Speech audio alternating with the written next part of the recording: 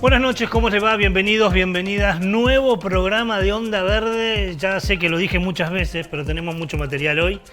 Así que tenemos que ir rápido para que todo nos entre en estos 60 minutos. Una vez por semana nos encontramos para ver cómo hacemos para pensar y repensar cómo hacemos para defender la única casa que tenemos. Primero las damas, ¿cómo le va, Paula? Todo muy bien, buenas ¿Todo lindo? noches. ¿Cómo va, Nahuel? Buenas noches. ¿Vendemos el programa? Por supuesto, Miren, siempre. ya les digo, tenemos una entrevista imperdible hoy. Vamos a estar hablando con Damián Berseniasi, médico él, nos va a hablar de una investigación donde nos va a decir que en los pueblos fumigados, la gente que vive, no que trabaja, la gente que vive en los pueblos fumigados tiene muchas más posibilidades de enfermarse y de morirse de cáncer que los que no viven en los pueblos fumigados. Vamos a estar hablando con Damián sobre este tema. Además, la sección que inauguramos este año, ¿no? Tenemos la nueva sección, el programa del día de hoy es la segunda salida al aire de la sección que hacemos con Nahuel, Alertados, en donde les damos aviso a todos de cuestiones sobre crisis climática que pueden llegar a preocupar. El 21 de marzo fue el Día Mundial de los Bosques, usamos como excusa la efeméride para contarte cómo está la realidad de los bosques en la Argentina y fundamentalmente también en la provincia de Santa Fe. Luces y recomendados, siempre está. Exactamente, la luz roja, la luz amarilla y la luz verde, la noticia mala, la noticia intermedia y la noticia buena de la semana. Y lo recomendado que tiene que ver justamente con esto que mencionaba recién Ricardo de la fumigación. En este caso, la Argentina fumigada de Fernanda Sandes. Dentro de un par de días, el 3 de abril, va a cumplir años Jane Goodall. Una mujer realmente impresionante, maravillosa. La vamos a recordar hoy también, ¿eh? Como ve, muchos temas, ¿eh? Muchísimo. Muchas voces también.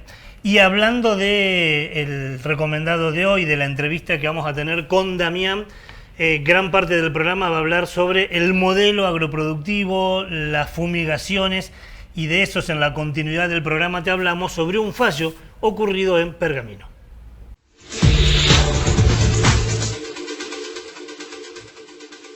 Desde que comenzamos este año, el protagonismo de la justicia en temas ambientales ha sido realmente muy, pero muy importante. Mire, vamos a enumerar solo algunos. Y muchos de estos casos ya lo hablamos aquí en Onda Verde Televisión. Comenzamos hablando de un fallo que la Corte Suprema de Justicia de la Nación le niega, en realidad no le niega, no se pronuncia directamente, ante la presentación de la coordinadora Basta es Basta, de Entre Ríos y también de ACMER, donde pedían que se alejen las fumigaciones de las escuelas rurales. Recuerdan, acá lo hablamos, la Corte Suprema de Justicia de la Nación dijo que no era un tema trascendente como para que ocupe a los cortesanos nacionales. Bueno, fue uno de los primeros hechos donde la justicia empezó a mostrar una de sus caras. Y digo una porque ha corrido otras suertes, otros hechos, como por ejemplo, y vamos al segundo, el fallo que un juez lleva a cabo en Rafaela, donde un grupo de vecinos también había pedido que se alejen las fumigaciones del ejido urbano y en este caso el juez sí le dio la razón a los vecinos y a las entidades ambientalistas. Hace unos días hubo un nuevo fallo, en este caso es de la provincia de Buenos Aires, que le da la razón a los vecinos de Pergamino. ¿Qué es lo que el juez en este caso plantea? En realidad no el juez, sino la Corte Suprema de Justicia resuelve en Pergamino que la distancia de fumigaciones entre un campo y un barrio, por ejemplo, o una vivienda, no sea inferior a 1095 metros, lo que estaban pidiendo los vecinos. Pero además, la Corte Suprema de Justicia también plantea que ninguna fumigación aérea puede hacerse a una distancia menor de 3000 metros entre el campo y el ejido urbano. Bueno, bienvenido sea, en este caso, tanto el fallo de Rafaela como el fallo de Pergamino. ¿Por qué llega la Corte Suprema de Justicia de la Nación? Porque en este caso en Pergamino también, como sucedió en Entre Ríos, como sucedió en Rafaela, y es muy loco esto, la Intendencia de Pergamino es quien apela. ¿Por qué digo apela? Porque antes ya el juez en primera instancia y la Cámara había fallado a favor de los vecinos. Lo mismo sucedió, por ejemplo, en otras ciudades, como en Entre Ríos, donde es el gobierno de la provincia de Entre Ríos quien apela. Quien en vez de preocuparse por la salud de la población, en realidad se preocupa porque el modelo productivo siga ampliando sus fronteras y siga enfermando a la gente. En este caso, la justicia de Pergamino, y nos quedamos un ratito acá, le da la razón a una mujer que se llama Sabrina Ortiz. La historia de Sabrina es muy interesante. Sabrina se recibió de abogada, en realidad empieza a estudiar Derecho para poder representarse ella ante un caso de violación de sus derechos y porque justamente ella, sus hijos, su esposo mismo, habían sido víctimas de la fumigación. Sabrina además en el año 2011 pierde un embarazo y ese embarazo lo pierde el mismo día que una avioneta pasa fumigando arriba de su casa en Pergamino.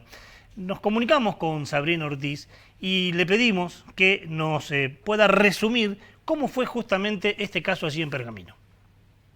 Hola, mi nombre es Sabrina Ortiz, soy abogada de la ciudad de Pergamino. Les cuento que Pergamino es una ciudad sojera, un núcleo sojero donde hay más de 70 empresas que lucran con el agronegocio.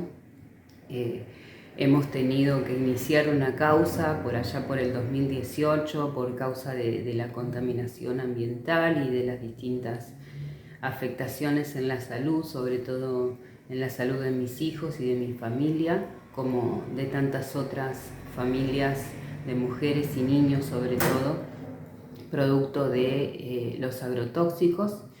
Esta causa se inicia en el Juzgado Federal, como lo decía, en el año 2018, tuvo varios idas y vueltas, varias apelaciones por parte del municipio, cada una de las medidas cautelares que se presentaban para la preservación de la salud de las personas. En el año 2019 obtuvimos una medida cautelar que alejaba las fumigaciones a 600 metros de 3 barrios que estaban incorporados en esta investigación y la prohibición completa en 3 campos linderos a los mismos. La cuestión sobre la fundamentación de la medida cautelar se dio a partir de conocerse que en el agua de red que consumen los vecinos y vecinas tienen aproximadamente entre 18 y 19 sustancias agrotóxicas, y esto informado por distintos peritos, incluso por el cuerpo forense de la Corte Suprema de Toxicología, en el área de toxicología. Hemos logrado entonces a partir de allí la primera medida en el 2019, que solamente incorporaba 3 barrios de Pergamino. Luego de eso se suma un barrio que se llama Barrio Santa Julia, donde en 8 manzanas se detectan 53 casos de cáncer y donde a través del análisis que hacen del agua en el INTA de Balcarce, a partir de la perito de esta causa Virginia Aparicio, se detectan 19 sustancias agrotóxicas, de las cuales el 46% resultan ser cancerígenas y el resto genera distintas afectaciones en la salud, como por ejemplo disrupciones endocrinas. Todas estas medidas cautelares que se dieron fundamentadas en la ciencia digna, pero tuvimos la complicación de que nuestro intendente, el señor Javier Martínez de Pergamino, apelara cada una de esas medidas, favoreciendo siempre a el agronegocio. En esta causa hay muchos niños incorporados con afectaciones en su salud y bueno, para nosotros fue tremendo saber que el propio intendente, nuestro representante político máximo de la ciudad, se ponía en contra de nuestra salud, ¿no? Y de nuestros hijos. Así que apeló cada una de las medidas. También se logró la entrega de agua envasada en los distintos barrios, los barrios que están incorporados en esta investigación, por orden del juez federal Villafuerte Russo. Y hace unos días atrás tuvimos la novedad de que la Corte Suprema resuelve un pedido de apelación, una apelación que hace de hecho el mismo intendente, pidiendo solicitando que se trunque la medida cautelar, solicitando que se pueda fumigar en las cabezas de las personas de la ciudad. Es así que la Corte Suprema, después de tomarse un tiempo prudencial para analizar toda la causa, para analizar todas las pruebas que presentamos, todos los informes de los peritos y los 43 cuerpos que hay ya desarrollados en esta causa de investigación, finalmente decide fallar a favor de la salud de las personas.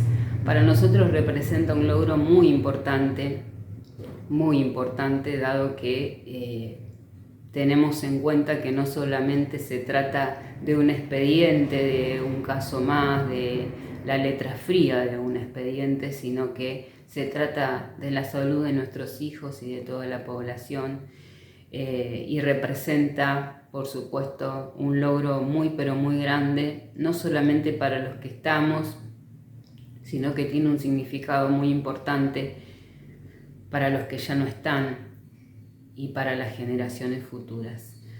Podemos hoy decir que la justicia está fallando a favor de la salud y de la vida de todos y de todas. A seguir luchando, porque como lo digo siempre, si la vida, Dios, el universo, después de haber sufrido 2 ACV por neurotoxicidad, producto de los agrotóxicos, me ha dejado en este lugar, es para algo. Y creo que a los gigantes hay que limarles las patas. Después de conseguir que el juez de San Nicolás falle a su favor, bueno, finalmente Sabrina debió seguir representándose a ella misma y a sus vecinos porque, como dijimos, la medida fue apelada en la Corte. El fallo en primera instancia del juez es del año 2019. Y es muy importante el fallo, y esto es lo que tomó la Corte como prueba, porque este juez llevó a cabo una serie de pericias que contemplan estudios científicos donde demuestra, por ejemplo, que en San Nicolás, cuando se prohibió la fumigación cerca del ejido urbano, las condiciones, por ejemplo, de salud del suelo y el subsuelo se habían modificado. Y esta fue una prueba contrastable y muy importante que hizo que el juez primero y la Corte Suprema de Justicia después decida a favor de Sabrina y de los vecinos. Pero además es importante estas 2 sentencias, tanto las del 2019 como de la Corte, porque propone que además de limitar estas fumigaciones, insisto, 1.095 metros si son terrestres, 3.000 si son aéreas, propone la sentencia que se pueda promover sistemas de producción naturales y agroecológicas. ¿En qué se basa en esto? Bueno, como decíamos, en estudios científicos, pero también en un informe del INTA de Balcarce, que en este caso dice que se puede producir a grandes escalas, pero con procesos naturales. La noticia es muy buena, realmente es muy buena. La parte negativa es lo que venimos diciendo siempre, ¿no?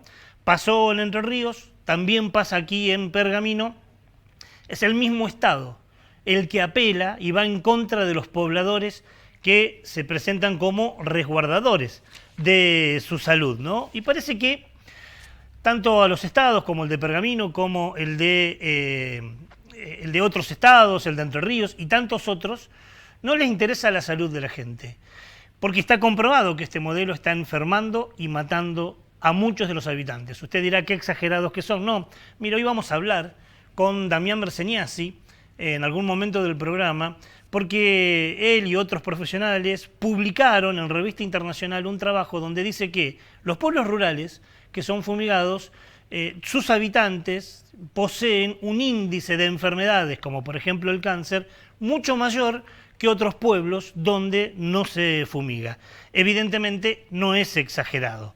Esta es otra batalla ganada, bienvenido sea, pero falta mucho, ¿no? Continuamos con el programa. En la otra parte del estudio está Paula, que nos va a presentar la mala noticia de la semana, como siempre, nuestra primera luz del semáforo, la luz roja. Investigadores brasileños se encuentran completamente aterrados por un hallazgo que implica el descubrimiento de rocas de plástico en el mar. Esta luz nos lleva a la isla de Trinidad, en Brasil, que además de ser una isla volcánica, como sabemos, es también un refugio para tortugas. Y lo que hizo saltar las alarmas, en este caso en particular, fue el descubrimiento, como te lo decíamos en el título de la noticia, de rocas formadas en su mayoría por restos plásticos. Los científicos descubrieron que estos restos provienen principalmente de redes de pesca y cuando sube la temperatura, estos restos se funden y terminan incrustándose en el material natural de la playa. Este descubrimiento demuestra lo que tanto temíamos, ¿no? Que la contaminación finalmente llegó a la geología de nuestro planeta. Es decir, que nuestro mal accionar, nuestra mala toma de cada una de las decisiones, como en este caso arrojar basura o arrojar plástico a los océanos, termina dejando una huella completamente imborrable en lo que es la geología de nuestro planeta. Ahora sí, con esta información, con esta luz roja, nos vamos a una pausa. No te vayas, ya volvemos con más Onda Verde. ADUL, Asociación Docentes de la Universidad Nacional del Litoral. En la lucha por salarios dignos, jubilación móvil y una universidad democrática, pluralista, científica y al servicio del pueblo. ADUL, Pasaje Martínez, 2683. Escuchamos y debatimos propuestas de la gente, construyendo desde el diálogo. Más allá de nuestras diferencias, Una sociedad mejor. todas las voces son necesarias. Para una Santa Fe que incluya con las mismas oportunidades y derechos. Todas las voces, una misma provincia. Cámara de Diputadas y Diputados de la provincia de Santa Fe.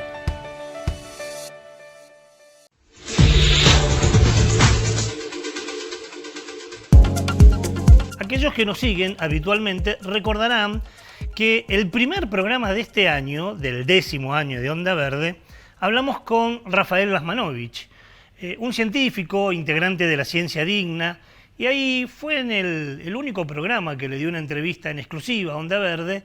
Rafa nos hablaba sobre la contaminación de los peces, más concretamente de los sábalos, en el río Salado, pero también de la contaminación de los cursos de agua y también del lecho del río Salado. Nos decía Rafael, lamentablemente, que habían descubierto que los sábalos se han convertido, al menos que se sepa, en los peces más contaminados del mundo, fundamentalmente con agrotóxicos. Esa fue una investigación publicada en una revista internacional. Otra investigación de otro, en este caso de un médico, un gran amigo, ha sido publicado también en una revista internacional y nos alerta, como decíamos hoy en nuestra noticia comentada, sobre la salud de los pueblos fumigados. Uno de los investigadores de este trabajo se llama Damián Berseniasi. Como siempre, nuestra locutora, Shelly Bonancea, nos presenta a nuestro entrevistado del día de hoy. Damián Berseniasi es médico especialista en medicina integral, director del Instituto de Salud Socioambiental de la Facultad de Ciencias Médicas de la Universidad Nacional de Rosario, donde además es docente del ciclo de práctica final.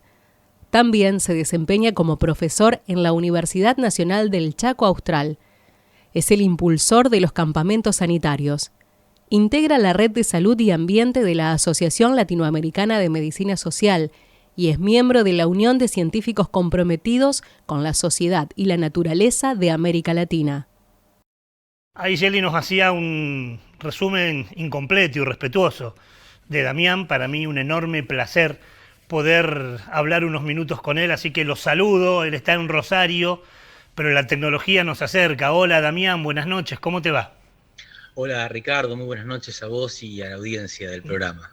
Bueno, hoy yo recién te presentábamos, hablábamos de un trabajo realizado por el instituto del cual vos formás parte, el Instituto de Salud Socioambiental de la Facultad de Ciencias Médicas de la Universidad Nacional de Rosario, que alerta sobre la salud de los habitantes, sobre todo de los más jóvenes, corregime si me equivoco, de los pueblos fumigados, ¿no?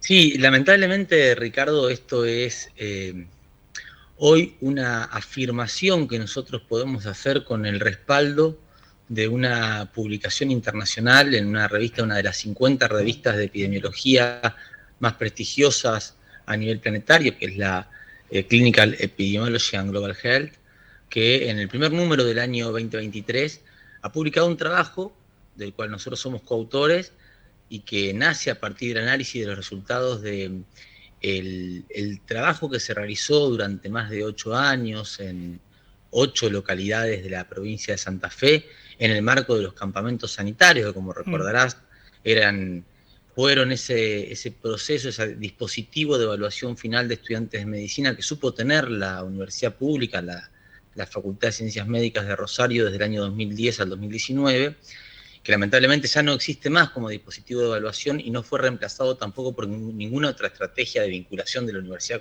de la facultad específicamente con la comunidad.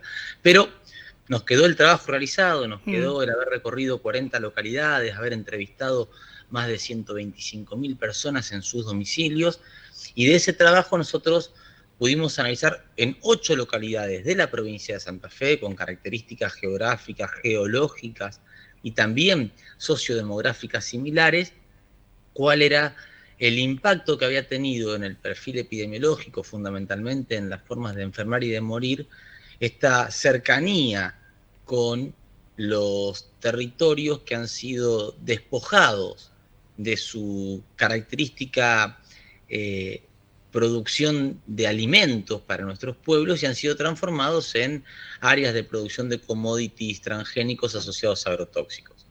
Digo, esto es muy preocupante para nosotros y uno debería decir, bueno, estamos muy contentos de que hemos publicado en una revista científica internacional, con referato, después un proceso muy delicado de evaluación y de corroboración por pares, pero lo cierto es que, como lo hemos dicho en otras oportunidades, Ricardo, nosotros realmente hubiésemos preferido estar equivocados, hubiésemos preferido que nuestra hipótesis no se hubiese ratificado y hubiésemos preferido tener que reconocer que aquellos que eran detractores de nuestro trabajo, aquellos que nos maltrataban por comunicar antes de publicar en una revista científica los resultados de lo que íbamos construyendo junto con las comunidades en nuestros trabajos epidemiológicos con los campamentos sanitarios, tenían razón. Lamentablemente, no tenían razón nuestros detractores. Lamentablemente,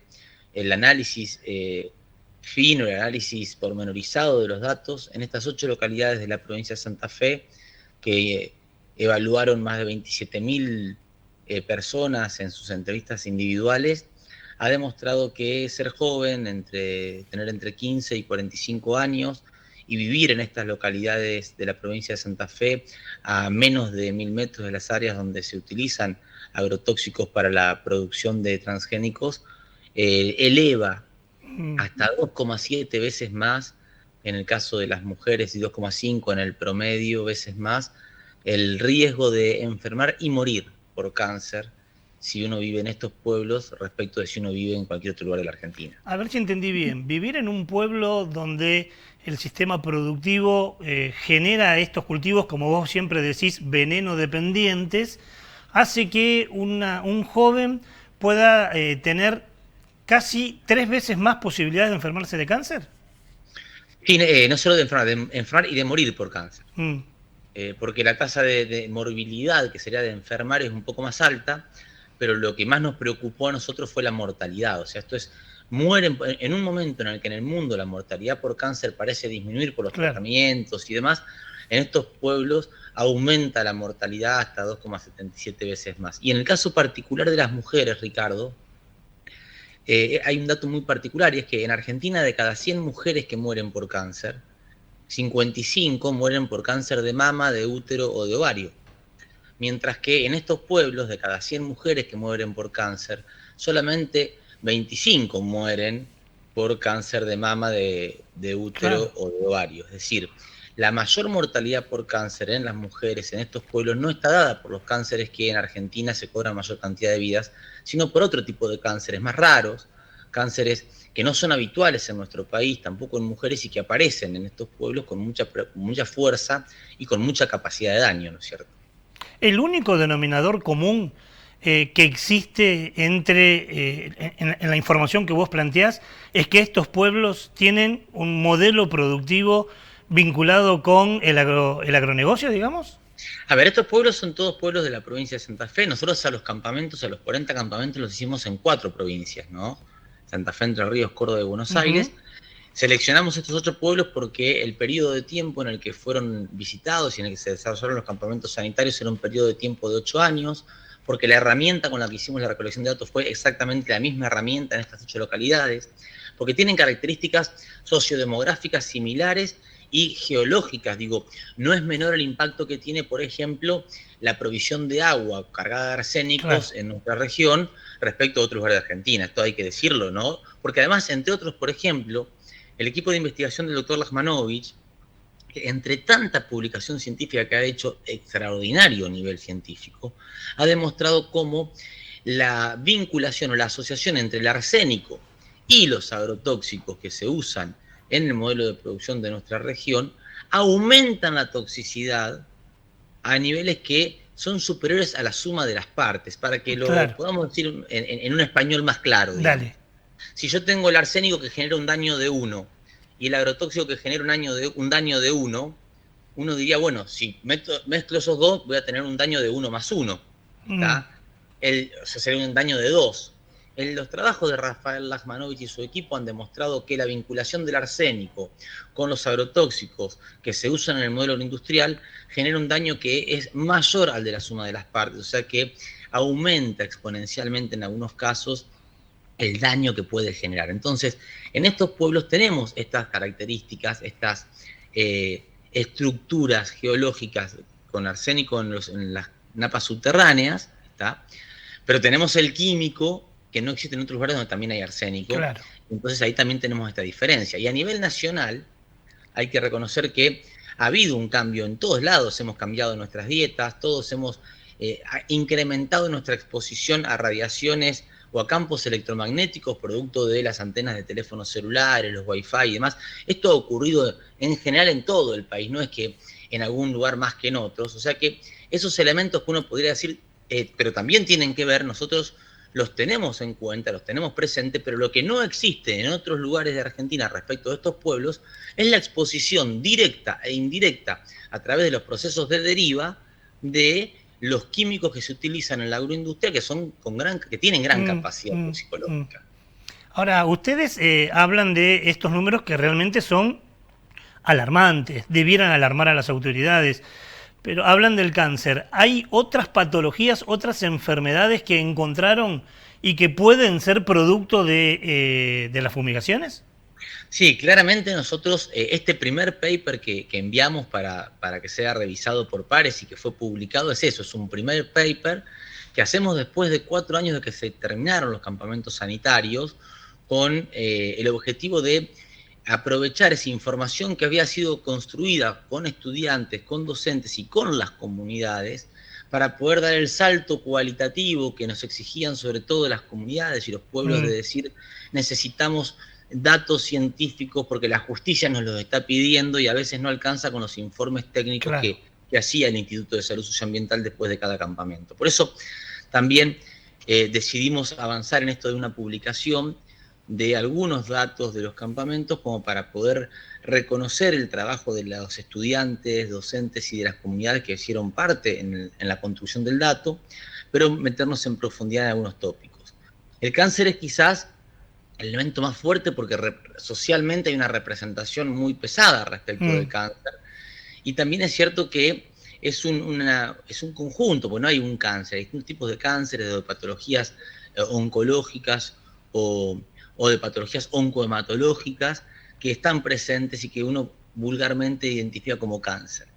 Lo que nosotros sí hemos podido identificar es que de la mano de este incremento en la enfermedad de cáncer, en la aparición de nuevos cánceres y en la mortalidad por cáncer, hubo también un incremento de otro tipo de patologías, fundamentalmente vinculadas a los problemas al sistema endocrino, es decir, a nuestras glándulas, a nuestras hormonas, también vinculados a los sistemas respiratorios y a la piel, que son todos los órganos de contacto, de choque, ¿no? Uno respira el aire que viene cargado de químicos, uno recibe en su piel la química cuando viene por el aire, y uno además, una vez que lo incorpora o por la piel o por la respiración o por la propia comida o el agua, uno genera un intercambio de sustancias adentro del organismo que claramente va a tener capacidad de alterar, de distraer, de modificar de desordenar el funcionamiento de nuestras glándulas, de alguna de nuestras glándulas. Y eso en muchos casos también puede ser un inicio de procesos oncológicos, y en otros casos se limita a una patología o un problema de determinados tipos de glándulas. Nosotros hemos identificado, por ejemplo, que una glándula muy dañada en estos pueblos, en las personas que viven en estos pueblos, es la glándula tiroides. Cuando hablo de muy dañada, hablo de una gran cantidad de personas que tienen problemas de funcionamiento en la glándula tiroides, que funciona menos, es decir, un hipotiroidismo, que en nuestros análisis aparece como la segunda enfermedad crónica más frecuente en muchos de estos pueblos, cuando en Argentina los datos dicen que la segunda enfermedad crónica más frecuente es otra enfermedad endocrina, pero que es la diabetes y no el hipotiroidismo. Y después otro elemento que también hemos identificado es un incremento en los problemas de fertilidad, sobre todo en la pérdida de embarazos iniciados durante el primer trimestre. Bien. Eso lo hemos identificado, estamos trabajando ahora con la misma seriedad que nos ha caracterizado siempre, en un análisis muy finito con nuestros equipos estadísticos para poder identificar si realmente las diferencias son significativas con los datos que hay a nivel nacional, como para poder también poner el ojo en estos temas, ¿no? El trabajo de ustedes trascendió no solo por la historia del instituto, porque tienen una mochila de muchos años trabajando muy seriamente, yendo a las localidades, haciendo un trabajo de campo, pero también trasciende, habrá que decirlo, nos guste o no nos guste, porque fue publicada en una revista muy exigente a la hora de saber qué se publica y qué no, en una revista además de alcance internacional. Pregunto, uniendo todo este combo que le das seguramente un aval científico muy grande al laburo de ustedes, ¿alguna autoridad sanitaria se comunicó?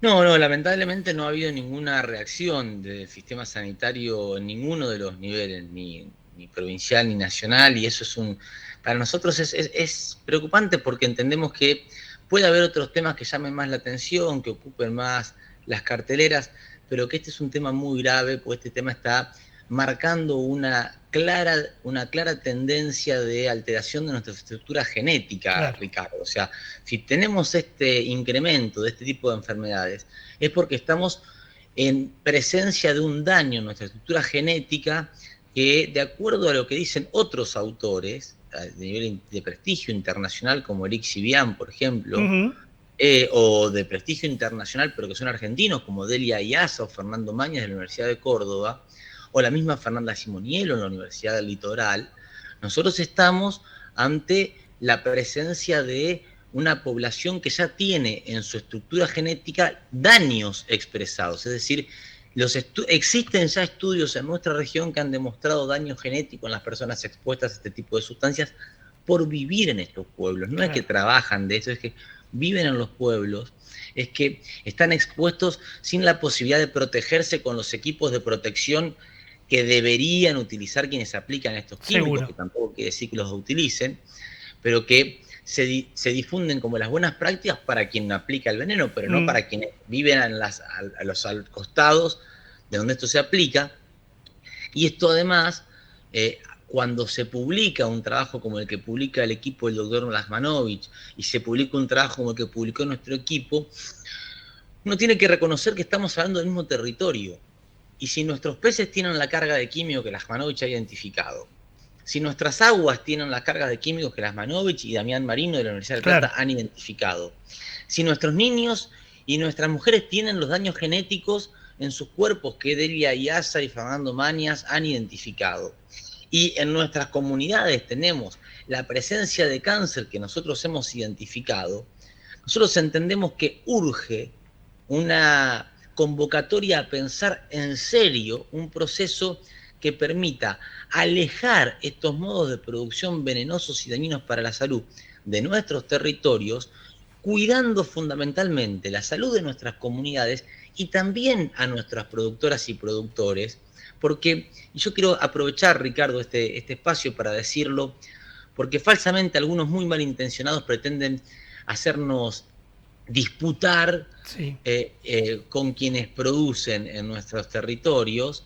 con una falacia vinculada a que no queremos que la gente pueda producir. Y nosotros lo que decimos es, nadie más interesado que nosotros en que en nuestros territorios existan productores de nuestros territorios.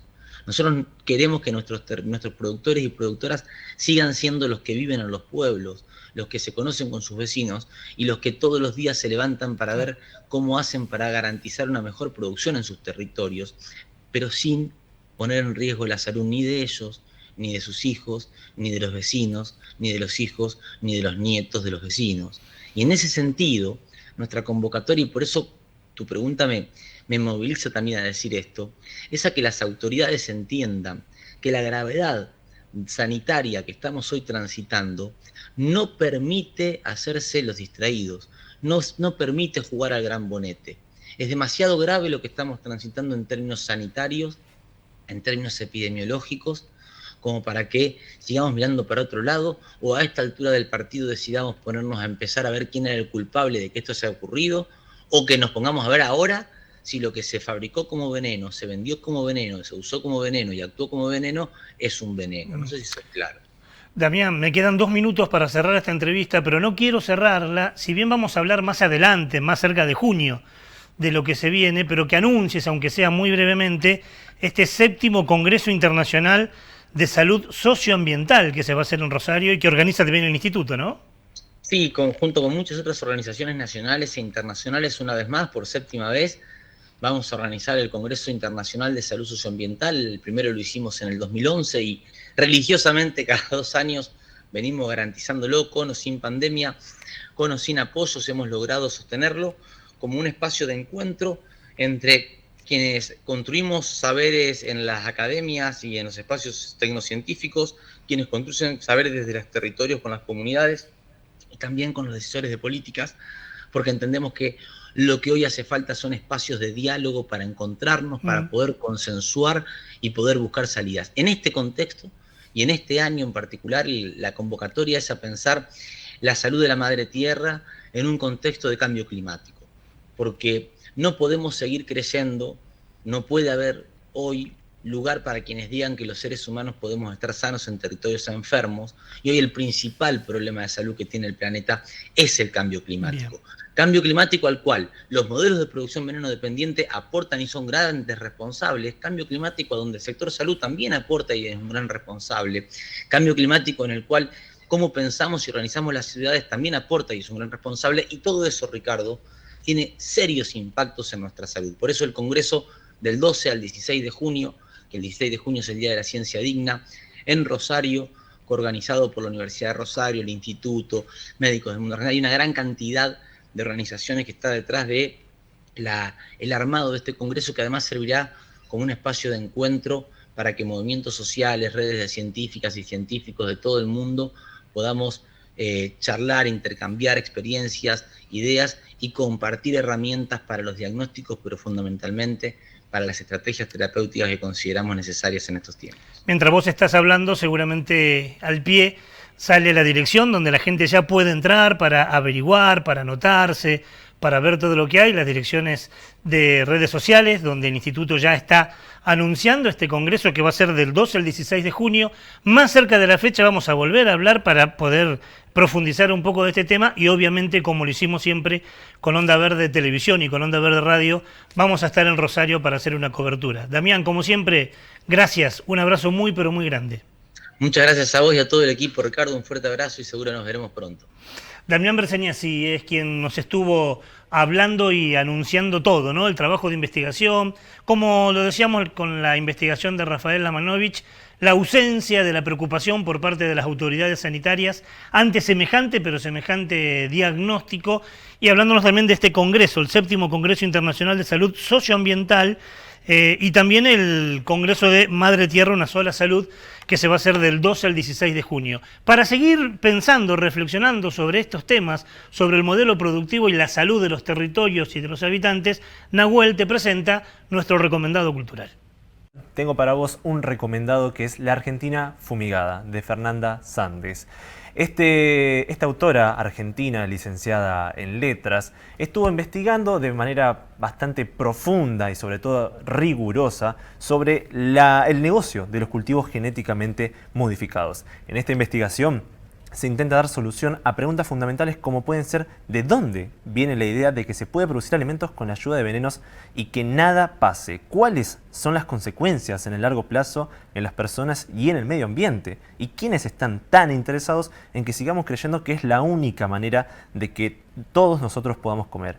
La autora viajó a los pueblos fumigados, algunos de estos pueblos pueden llegar a ser Entre Ríos, Santa Fe, Chaco, Córdoba, lugares donde abundan los problemas de fertilidad, las malformaciones y las enfermedades. También habló con vecinos, habló con médicos, habló con investigadores para meterse de lleno entonces en este negocio de las fumigaciones en nuestro país. ¿Dónde se puede conseguir? Si metes en Google lo encontrás muy fácil, acuérdate, la Argentina fumigada de Fernanda Sáenz, el primer resultado que sale y ahí estás, los puedes obtener fácilmente. Seguimos con la programación de Onda Verde, donde Ricardo tiene para mencionarnos algo muy importante con el Día Mundial de los Bosques.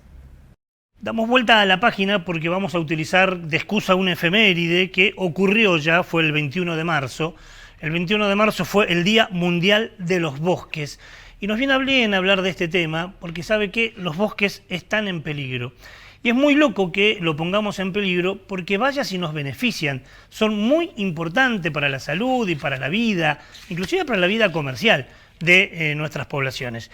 Preparamos algunas placas que vamos a ver para poder distinguir bien en qué nos benefician los bosques. Por ejemplo, concentran la mitad de la biodiversidad del planeta. El 50% de la riqueza natural del planeta está en los bosques. Pero además, sus árboles regulan el clima, conservan el suelo, generan el efecto esponja que hace que evite o modere inundaciones en las ciudades. Si avanzamos, vamos a ver que los árboles de los bosques nos dan alimentos, nos dan medicina, nos dan madera. Y sin embargo, cada vez hay menos árboles. A pesar de todos estos beneficios, cada vez hay menos árboles. Mire, en la Argentina perdimos, pero muchísimo. Vamos a ver qué fue lo que perdimos en la Argentina. Desde 1990, los bosques eran en nuestro país el 32% de la tierra de nuestro país. Hoy solo es el 30%. Alguien dirá, bueno, es el 2%, no es para tanto, qué exagerado. ¿Sabe cuánto es ese 2%? Es como toda la superficie de Perú, para que tengamos una idea de lo que hemos perdido. Además, Argentina está entre los 10 países del mundo que más desforesta. Podemos ser campeón del mundo en el fútbol y nos da alegría, pero estar entre los 10 no debiera y no es de hecho una buena noticia. Si seguimos con los números, el 75% de los bosques nativos se perdieron por la extensión de la frontera agropecuaria. O sea, se ha talado para donde había bosques haya una producción de cultivo donde además generalmente, como veíamos con Damián, como veíamos en el comentario de apertura, en la noticia comentada, se fumiga generando un gran problema en el suelo. Y si seguimos, el 14% de la tala se hace para comercializar madera. Avanzamos y vamos a ver que perdimos el 3% de los bosques por los incendios. Claro, este es un dato que tenemos previo a las quemas del año pasado. Hoy ese 3% seguramente es mucho más. En el concierto del país hay algunas provincias que nos llevan la delantera. Por ejemplo, Córdoba. Córdoba es la provincia que más ha desforestado. Ha perdido el 98%, casi todo. Su bosque nativo, Córdoba, lo perdió. Vamos a recurrir a un material de archivo. Hace un tiempo atrás hablamos con José Luis Serrano. Dicho así, no es muy conocido, pero si le digo que es el actor que personifica a Doña Jovita, seguramente lo ubica. Estuvo en Santa Fe, hablamos con él. Él es un tenaz defensor de los bosques y esto nos decía. En la construcción inicial de Doña Jovita, en el armado del personaje, era necesario contar no solamente lo que le ocurría a ella, sino a su entorno, dónde vive, qué cosas son valiosas para ella. Tanto que el primer monólogo, hace 32 años, el primer monólogo del primer espectáculo de Doña Jovita, era sobre el monte nativo. Era un aviso cuando no estaba de moda la ecología, porque hablaban algunos nada más. Hoy, ante las situaciones adversas que se sufren por las inundaciones en la montaña cerca de Córdoba, al haber construcciones en lugares que no están habilitados para construir, porque ahí hay un bosque protector de la montaña que tiene que impedir los aluviones y no se debería tocar. Entonces hubo inundaciones gravísimas, le tocó en carne propia vivir eso. Por eso salieron a la calle apoyando esta lucha contra una ley de bosques que pretende seguir desmontando. Doña Jovita, que siempre habló del problema, más que nunca ahora estuvo ahí y tuvo un gesto. No con la intención de ser abanderada de la cosa, la gente la colocó ahí, colocó al personaje en ese lugar, porque necesitaba de algún modo un referente, una mascota, pero alguien que sea la voz de estos reclamos. Pero mi preocupación es antigua. Han desmontado, han volteado las cortinas, rompevientos, han terminado sembrando en la banquina. La banquina es de nadie y es de todo. Claro, esto pasa en Córdoba, pero Santa Fe también tiene lo suyo, ¿eh? Santa Fe ha perdido buena cantidad de bosques. Recurrimos también a un material de archivo de Onda Verde y vamos a pasar un tramo de la entrevista que le hacíamos al ingeniero César Mackler, que fue secretario de Ambiente de la provincia y que nos habla, en este caso, de la importancia del árbol y presta atención a la última parte de la entrevista que nos va a decir cuánto bosque perdió Santa Fe. El árbol es una máquina biológica insustituible. O sea, desde el árbol bombea agua. Fíjense que con la deforestación lo que han subido las napas, un estudio del INTA de hace poco, en los últimos años, muchísimo. O sea, bombea agua y la lleva a la atmósfera como evapotranspiración, protege la biodiversidad, es sumidero de gases de efecto invernadero, genera oxígeno, es lo que decíamos, una máquina biológica insustituible y por eso se lo declara como bien jurídico protegido en función de su protección, ¿no? La destrucción de la masa nativa en la provincia de Santa Fe data de principios de siglo, de principios del siglo XX.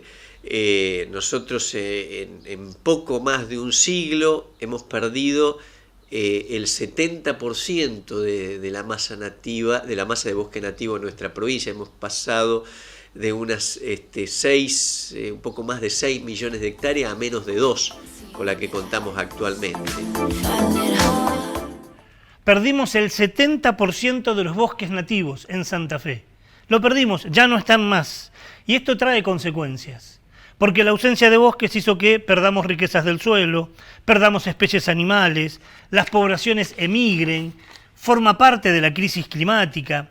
Y esta última placa que vamos a compartir ahora es demoledora. Hoy estamos en emergencia forestal. No solo estamos en emergencia económica, no solo estamos en emergencia alimentaria, estamos en emergencia forestal. ¿Por qué? Porque entre 1996 y 2006 perdimos 2.200.000 hectáreas de bosques. ¿Sabe cuánto es 2.200.000 hectáreas de bosques en estos 10 años que tenemos aquí computado? Es algo así como 71 hectáreas cada 2 minutos. 71 canchas de fútbol cada 2 minutos llena de bosques es lo que estamos perdiendo. Realmente para preocuparse, realmente para alarmarse, no está bueno que lo pongamos en el Día Mundial de los Bosques, pero alguien debe decirlo. Seguimos en la continuidad del programa y presentamos la segunda luz del semáforo, es la luz amarilla.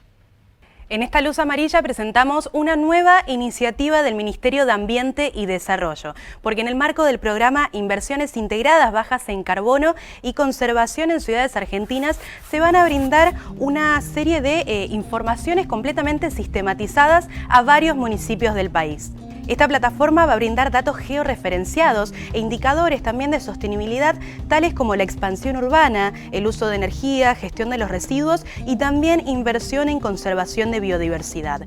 El proyecto va a brindar el acceso a la información a municipios de Ushuaia, General Pueyrredón, Mendoza y también a Salta. Esto va a ayudar a que se genere un seguimiento y un monitoreo también de todos estos proyectos presentados, y también va a ser una herramienta fundamental para la integración de nuevas y de buenas prácticas. Es por supuesto una excelente idea, pero en este momento no es más que eso. Así que esperamos, lo presentamos como una alarma, como una luz de esperanza, podríamos decir, en esta luz amarilla del programa de hoy. No te vayas, ya volvemos con más Onda Verde. Logramos, a pesar de tiempos tan particulares, avanzar en consolidar una institución de puertas abiertas con un consejo más abierto, más transparente y más participativo. Mirá todo lo que hicimos en www.consejosantafe.gov.ar. Entre todos, hacemos una ciudad más limpia. En casa, separá residuos y respetá días y horarios de recolección de tu barrio. Con el compromiso de todos, vamos por una ciudad más limpia y verde. Estamos haciendo una ciudad mejor. Santa Fe Capital. Una organización trabajando por todas y cada una de las 40.000 familias municipales de la provincia. FESTRAM, la fuerza organizada de los trabajadores municipales y comunales de la provincia de Santa Fe.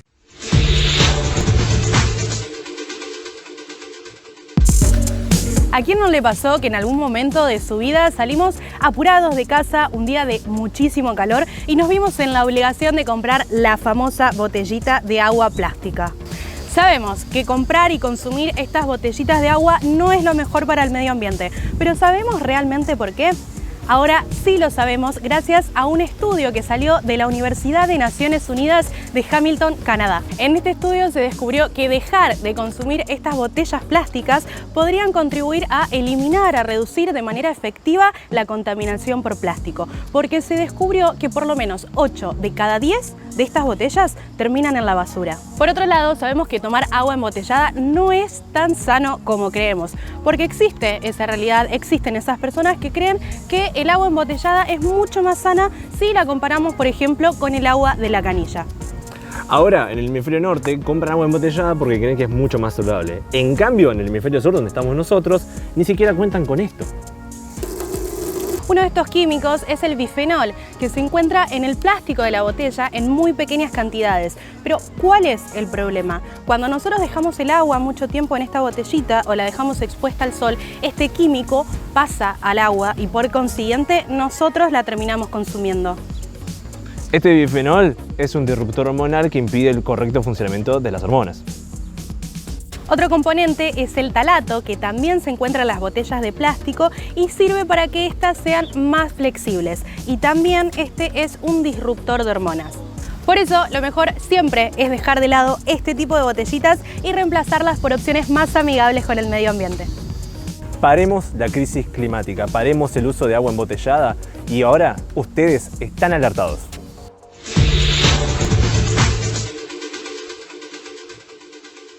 Debo decir que me encanta esta sección de alertados. Me encanta cómo la hacen Paula, cómo la hacen Nahuel en exteriores.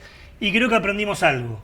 Esto, en vez de botellitas plásticas, ¿no? La botellita de acero, aunque sea. De acero, de lo que fuera, pero no plástico. Importante. No plástico por la contaminación, pero además porque también afecta a la salud. Como ustedes decían, la temperatura hace que muchas veces ingiramos agua y microplásticos que la botellita lanza, ¿no? Exactamente. Y bueno, y además favorecemos, hay una responsabilidad individual también en atemperar esta crisis climática. Se nos prende la luz verde, buena noticia de la semana, y en este caso una empresa va a tener que pagar una importante multa por contaminar, ¿no? Una empresa, así es, como decía Ricardo, una empresa tendrá que pagar una multa millonaria al Parque Nacional de Los Alerces. Este parque nacional recibirá una indemnización de 2 millones de pesos por parte de la empresa Cleona Sociedad Anónima. Esta empresa, ¿qué servicio ofrece? Principalmente es un servicio de excursión al lago Menéndez en la provincia de Chubut y fue acusada de contaminar el suelo y el agua mediante la carga y descarga de combustible entre enero del año 2017 y noviembre del año 2021, es decir, más de 4 años. La causa inició con una denuncia de la Administración de Parques Nacionales que intimó a la empresa por incumplir las evaluaciones ambientales correspondientes. Finalmente, se pudieron comprobar 7 episodios de contaminación. por lo que la empresa tendrá que pagar la millonaria multa. Ahora, quizás te preguntes, ¿por qué está esta noticia dentro de la luz verde? Podría marcarse o meterse de lleno en lo que tiene que ver con la justicia ambiental. Claro. Marcarle la cancha a las grandes empresas que hacen lo que quieren con los recursos naturales y decirles, ojo, porque acá se van a tomar medidas sobre se van a tomar medidas en el asunto. Claro. Eso quise decir, perdón. Lo importante sería, lo necesario y lo bueno sería que no exista contaminación. Ahora, si alguien atenta contra la naturaleza, debe luego remediarlo. Y yo agrego, ¿no? Ojalá que este dinero millonario vaya para remediar el perjuicio que hizo esta empresa en el ambiente, ¿no? Y también avisarle a las demás empresas de que, ojo, que se están tomando medidas. Bienvenida sea entonces la luz verde, la buena noticia de la semana. Te voy a contar, Nahuel, vamos a usar otra excusa, la fecha. Dentro de pocos días, el 3 de abril, se va a cumplir un aniversario del nacimiento de una enorme mujer. Se llama, porque tiene 88 años, vives, Jane Goodall. Es una científica y es conocida por la protección que ha hecho toda su vida, desde su juventud, de los chimpancés. Tan importante es el trabajo que hizo Nahuel, que tiene una fundación en gran parte del país que continúa el trabajo de Jane Goodall, ya tiene casi 90 años, y en la Argentina hay una filial de esta sede, de esta fundación, que lleva su nombre justamente, el nombre de Jane Goodall, y vamos a recordar su cumpleaños, digamos, con una producción que justamente la fundación en Argentina hizo, una animación, una producción muy interesante, narrada por Javier Calamaro. Jane es una pionera. Ella es una de las personas que cambió el curso de la ciencia y de la conservación de la biodiversidad, y es quien nos inspira y alienta a acompañarla en sus esfuerzos por proteger a los animales y sus hábitats en armonía con las personas. Cuando Jane era una niña pequeña, su padre le regaló un mono chimpancé de peluche al que nombró Javi Lee. Jane lo llevaba consigo a todos lados. Jane amaba mucho a los animales. Quería vivir en la selva junto a los chimpancés silvestres, como lo hacían los héroes y heroínas de los cuentos, como lo hacían Tarzán y Jane, sobre quienes le leía su mamá antes de irse a dormir. Cuando llegó a África, Jane conoció a un renombrado científico llamado Louis Leakey, quien estaba buscando investigadores e investigadoras que estuvieran dispuestos a estudiar a los chimpancés en su hábitat natural. Leakey pensaba que al estudiar a los primates podría aprender sobre los seres humanos.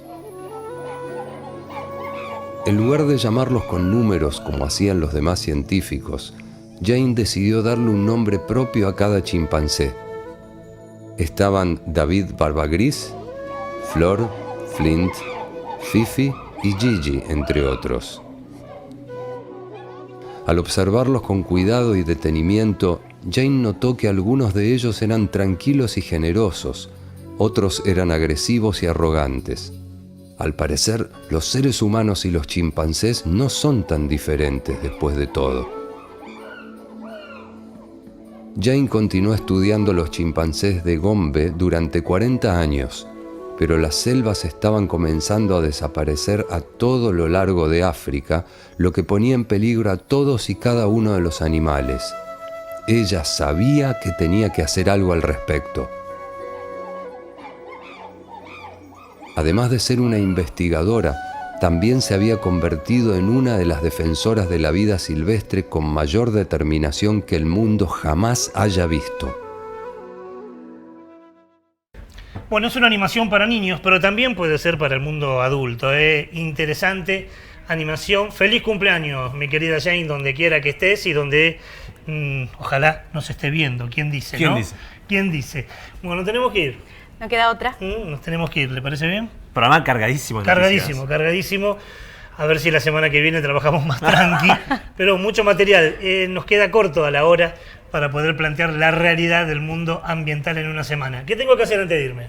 ¿Avisarle a la gente? ¿Qué cosa? Que se suscriban a nuestro canal de YouTube, Claro. que estén atentos a nuestras redes. Las redes sociales, donde nos pueden mandar información, donde puede seguirnos, pero además en el canal de YouTube, ¿qué tengo que hacer? Hay que activar la campanita. Claro que sí, porque la campanita te avisa cada vez que colgamos nuestro programa. Los 10 años de Onda Verde están en nuestro canal de YouTube, en Onda Verde, programa de TV. ¿Nos vamos? Nos vamos. Gracias, Paula. Gracias. Gracias, Nahuel. Y a ustedes también. Gracias. Hasta la semana que viene.